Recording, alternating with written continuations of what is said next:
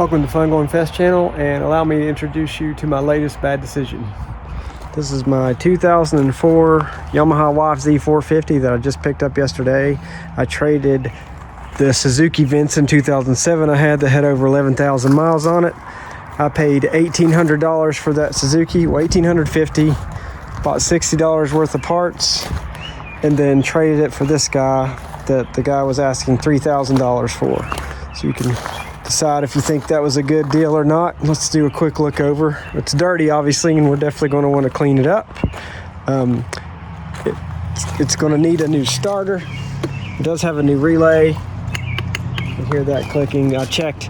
Power comes to both sides of the solenoid. Power is getting to the starter, but it's not turning over. So I've got a new starter, $40 starter from Amazon on its way. It does have Tusk Nerf bars. It's got some wear and tear on it. This is kind of weird. I've never seen this setup.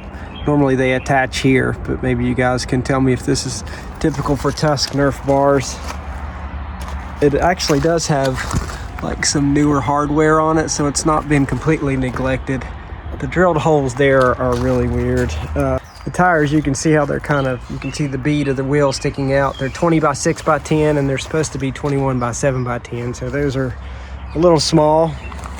I do like the red frame on these 2004 ones. All the decals are gone, and again we've got some weird drilled holes again. I'm not sure what's going on there, but I think we'll see. Most of this should come off with the Mr. Clean sponge. This person really did like using a drill, or somebody did. They said it had somewhat of a recent top end. Who knows? Well, we'll see how that goes. This is wild. This is officially the tightest chain I've ever seen in my life. Hopefully that's not been run for too long and it hadn't stripped the transmission. I could probably stand on that and it wouldn't move. This is interesting. I don't know if that's factory or not.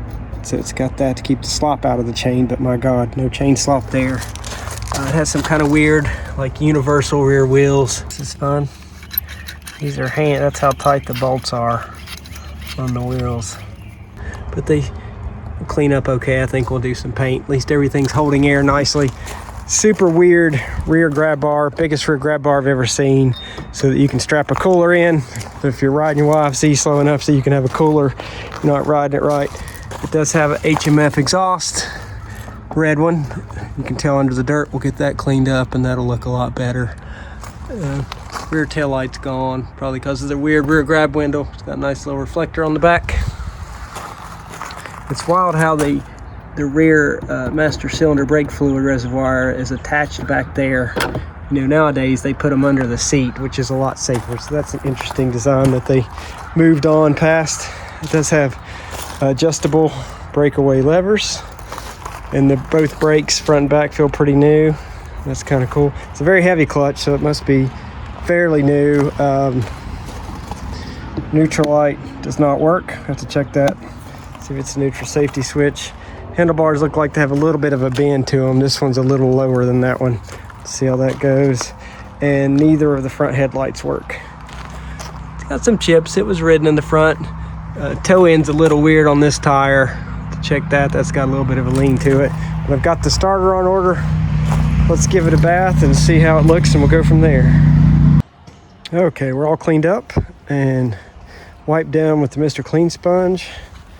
Plastics look a lot better. They're still not perfect. Still got some marks, and this is curious. Looks like Yamaha blue. I don't know if I feel like these are white and it has blue paint on it, so I'll see if I can get the paint off. I don't think they're blue plastics with white paint on them. I hope not, because this factory red came with white and red decals.